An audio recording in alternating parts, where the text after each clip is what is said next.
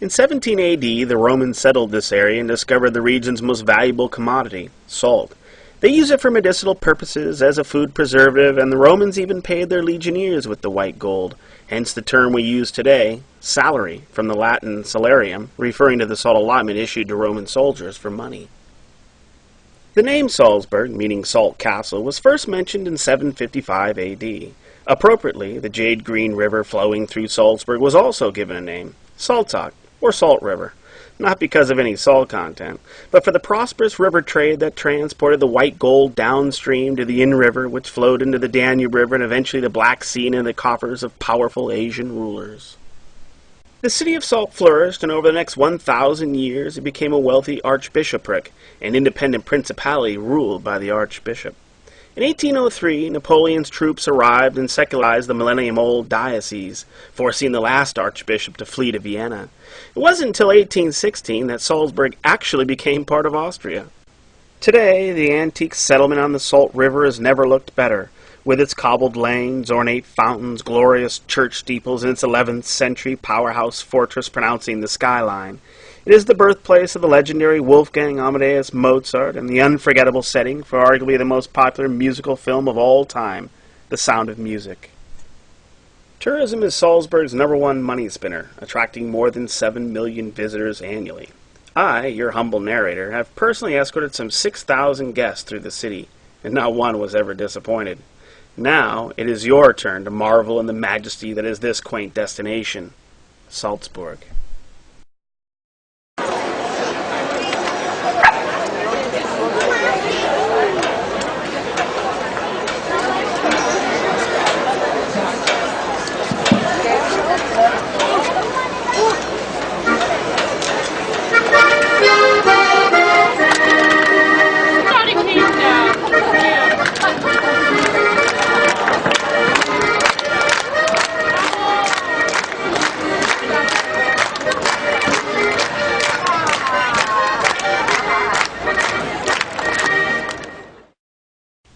As we already know, the legendary Amadeus, baptized as Johannes Chrysostomos Wolfgangus Theophilus Mozart, hails from Salzburg. He was born here January 27, 1756, on the 3rd floor of this 6-story dwelling in the heart of the old town. Mozart's birthplace is easy to spot. It's the mustard yellow facade conveniently located on the main shopping street at Getreidegasse 9, looking much like it did in Mozart's day. Amadeus, as he is so often referred to, comes from Theophilus, which translates to Gottlieb, or beloved by God in German, and Amadeus in Latin. He customarily used Wolfgang Amadeus as his signature and is therefore generally known by these two names. Wolfgang was the 7th and last child born to Leopold and Anna Maria Mozart. The parents moved into this 3rd-floor apartment in 1747, where they lived for 26 years before relocating across town. Mozart's birthplace, now a museum, is quite small, consisting of a kitchen, foyer, living room, bedroom, and study. Anna Maria gave birth here 7 times. Only 2 survived infancy. In 1751, Wolfgang's sister, Maria Anna, was born, and 5 years later came Amadeus. In the museum, you'll discover original family documents, paintings, and personal belongings. For example, Mozart's clavichord, viola, concert piano, as well as the violin he played as a child.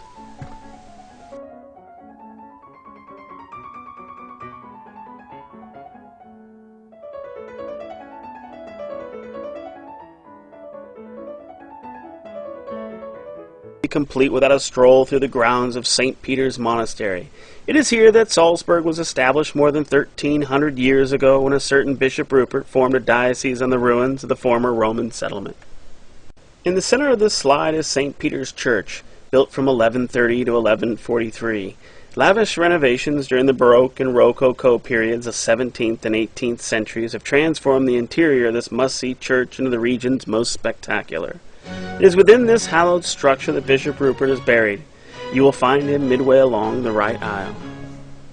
Adjacent to St. Peter's Church is the Stiftskeller, Europe's oldest restaurant.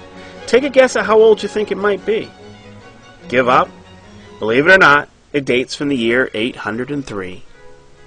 Here's a closer look. This 1,200-year-old restaurant, its entrance adorned by ivy, undoubtedly deserves a mention since it has been in business for a very long time. The court scribe Alcuin first recorded the Stiftskeller into the history books during a visit by Emperor Charlemagne in the year 803, but it is likely much older. Today, prices are reasonable, 12 to 24 euros per main dish, and the food is quite good. Stop in for a bite to eat, even if it's only for a soup or dessert. Oh, almost forgot. In the Broke Hall upstairs, you'll find the appetizing Mozart dinner concert. Starting at 8 p.m. most evenings, Mozart compositions are performed by professional musicians donning period costume. In fact, the Mozart tune complementing this narrative is a live recording of Eine kleine Nachtmusik from the dinner concert. Accompanying the music is a multi-course, candlelit dinner prepared according to time-honored recipes from the 18th century. Back outside, following our red hand through the adjacent archway leads into St. Peter's Cemetery, Austria's oldest active graveyard, and world famous for hiding the Von Trapp family in the movie The Sound of Music. Actually, they hid in a Hollywood studio, but this cemetery inspired the director. But more on all that in our Sound of Music travelogue. Be sure and check that out. In the cliffs that rise above St. Peter's Cemetery are the catacombs, dwellings dug out by Christians in the 3rd century A.D. The caverns are still somewhat of a mystery to historians, who will concede that they were used as a hermitage over the past 1,500 years. Perhaps Salzburg's founding father, Bishop Rupert, initially resided here in 696. The dugouts were originally enclosed within the composite rock until a landslide exposed them in 1669. The man-made facade we see today was added later. You won't find any bones in the catacombs as the name suggests. However, at the entrance is the grave of Mozart's sister, Maria Anna. From everywhere in town you can see it, and from its battlements you can see everywhere in town. Never conquered, this must-explore site dominating Salzburg's skyline dates from 1077 A.D. It is the largest fully preserved fortress in Central Europe. Within its confines, wander through a mesmeric maze of museums exhibiting artifacts from the days of the Romans, suits of armor and weaponry from the Middle Ages, medals and uniforms from World War I and World War II. But first, take the 30-minute audio guide tour of the interior to witness a dungeon, explore staterooms formerly belonging to powerful archbishops, and to absorb a breathtaking panorama of Salzburg and beyond to Bavaria from the lookout tower. The tour concludes in the Golden Hall where classical concerts are held. Lastly, wrapping up Salzburg Part 2, we want to introduce you to our friend Vlado. In summer, you'll typically find him in front of the cathedral. He'll massively cut out your portrait like Edward Scissorhands on high-octane turnip juice. Watch as he cuts out my portrait.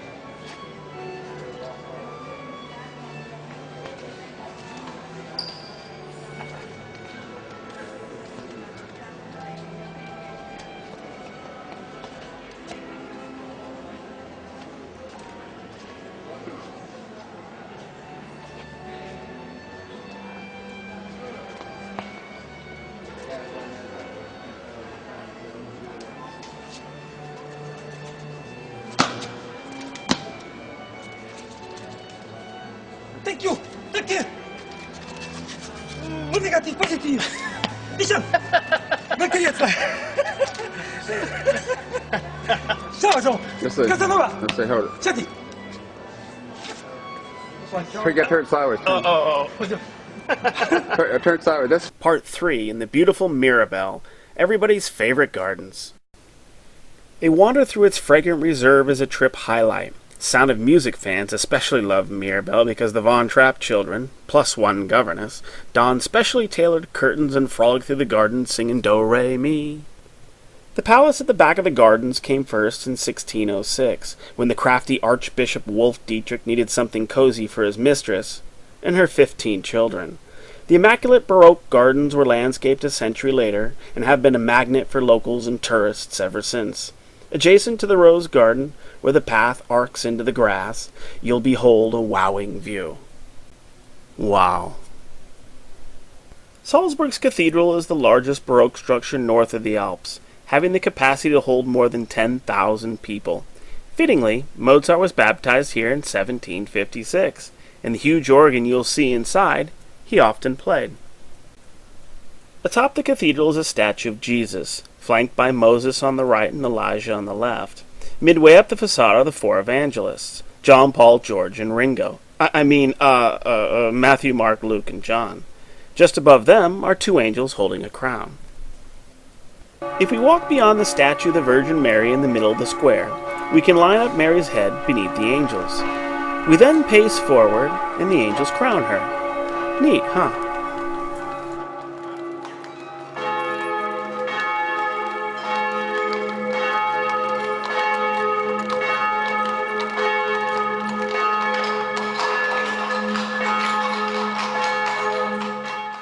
Salzburg is a joy, a destination you should not miss, jammed with history and culture and, well, something for just about everyone. Cruise the Salt River and absorb Salzburg's architectural highlights and scenic landscape by boat. When we visited, Joe from Huntington Beach, California was guiding our course. Maybe he'll be on duty when you arrive. Romantics can hire a horse-drawn carriage and dreamily clip-clop through the old town. Gamblers can try their luck in Salzburg's casino, located in an 18th century palace. Imagine winning a fortune, and then being able to afford your own palatial estate. Aviation enthusiasts need to check out Hangar 7, an ultra-modern structure made of glass and steel housing some of history's legendary aircraft, such as the B-25 Mitchell bomber, F-4U Corsair, and a DC-6. We timed it just right, because a Bf-109 Messerschmitt just arrived on temporary loan. And before you exit, take advantage of the must-use restrooms downstairs, arguably Austria's best. Whatever you do, crown your day in the Stein Terrasse, a cafe where you can relax and savor a beverage with Salzburg at your heels. And for those of you lucky enough to be in Europe during Advent, be sure to experience a Christmas market, a joyous time in Salzburg when your senses will rapturously celebrate the aroma of hot spice wine, roasted chestnuts, baked apples, and gingerbread wafting through the streets. Of course, all the sights and attractions mentioned in this travelogue are listed in detail, together